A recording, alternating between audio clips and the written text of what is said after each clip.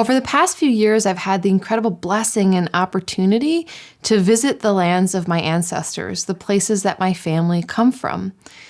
During these travels, I've learned a lot about how to honor my ancestors and what it is that the ancestors are really asking of us. I love seeing how much ancestor honoring has resurged in the public imagination, and with it has come a huge diversity of ways to honor or tend your lineage. But of everything that I've learned in my years of studying ancestral ways of reverence and visiting my homelands, there's one thing that stands out and one thing that the ancestors have said to me over and over and over again that perhaps honors them the most deeply. I'm Asia Suler of One Willow Apothecaries, and this is the best way to honor your ancestors no matter where you come from in the world.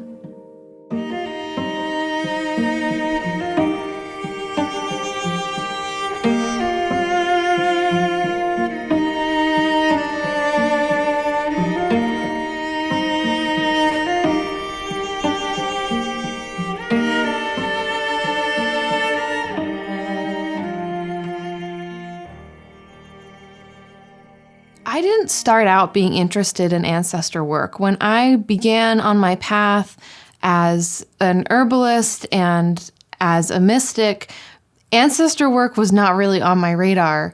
But the deeper I went into exploring myself, my soul, my psyche, and my gifts, the more I realized that oftentimes the missing link is ancestor work, especially when there are issues that seem too difficult to move, or no matter how many flower essences you take or how many meditation retreats you go on, it doesn't seem to shift. This can often be ancestral. As someone of European settler descent, I was reluctant to connect to my ancestors at first. I thought, what medicine could my ancestors possibly carry? And I was so wrong on that account.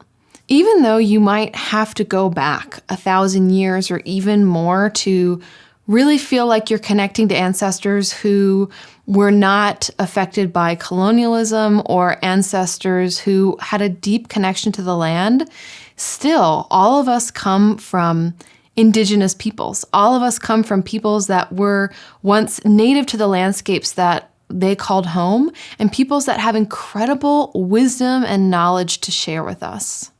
Our ancestors and our ancestry come with both burdens and blessings, right? So we inherit from our ancestors both the things that were hard and that are still being worked out in our lineage and the incredible gifts and talents that they worked on throughout their lifetime.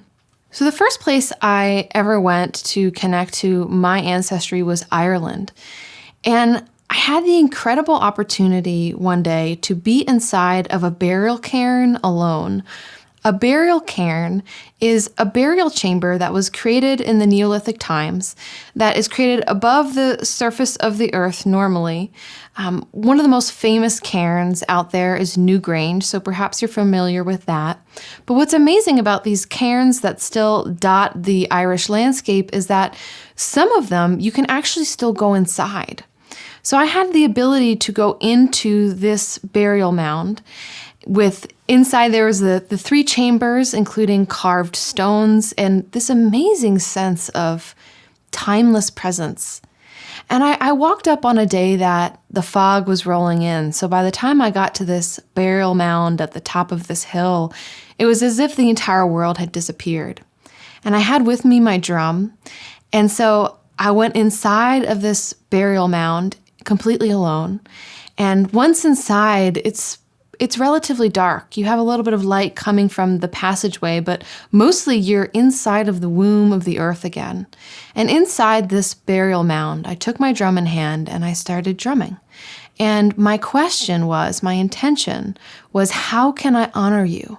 How can I honor my ancestors? And amazingly, I felt their presence. I felt them come into that beautiful womb space with me. And the thing that they told me blew me away. Instead of asking me for a sacrifice of sort or to let go of something or enact something, that seemed out of left field, the only thing they asked of me was that I honor my talents, and specifically that I honor my talent as a writer. What's interesting about this is that throughout my life, I've both been passionately drawn to writing and at times passionately critical about my writing. I've gone through many cycles and phases of both feeling like writing was central to who I was and what I wanted to do in the world, and then also thinking that I wasn't good enough. So it was a complete reframe for me to have this invitation come in, and the ancestors say in no uncertain terms, this gift to work with words in a way that conveys concepts with beauty and touches people's hearts, this is not just a gift that is yours alone. This is an ancestral gift. We worked on this for many, many, many thousands of years, and now we're giving it to you, and we're asking you to honor us by using this gift. It was a complete reframe for me. So instead of getting into this thought pattern that I had been in for years of like, who am I to be a writer? Who am I to want to make a living from, sharing this word work that I do? It was, who am I to ignore all of the work that my ancestors have put into really developing this gift? Who am I to ignore this blessing that I was given? So in truth, I think one of the biggest things the ancestors are asking us to do to honor them is to honor our gifts and our talents. So now I want to ask you, is there a talent, a passion, or a gift that you have or you've been told that you have that you've been ignoring or downplaying or feeling like you're not good enough at to actually put out into the world?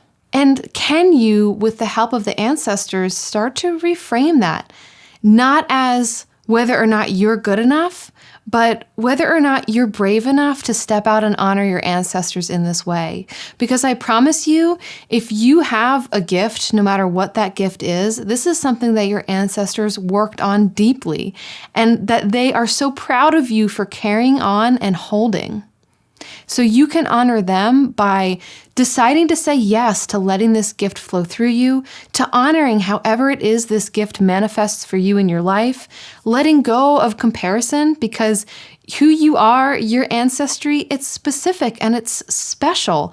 And the way that this gift manifests for you is special as well. In the Celtic Wheel of the Year, we are entering into Samhain season. This season that was traditional for not only honoring one's ancestors, but actually being able to communicate with them across the veil. This is the time of the year when that division between the worlds grows very thin, and it's much easier to do things like divination, shamanic journeying, or talk to your ancestors. If you're interested in going deep into this Samhain season and all of the possibilities and opportunities it can bring, then definitely check out my online course, Herbs for the Other World.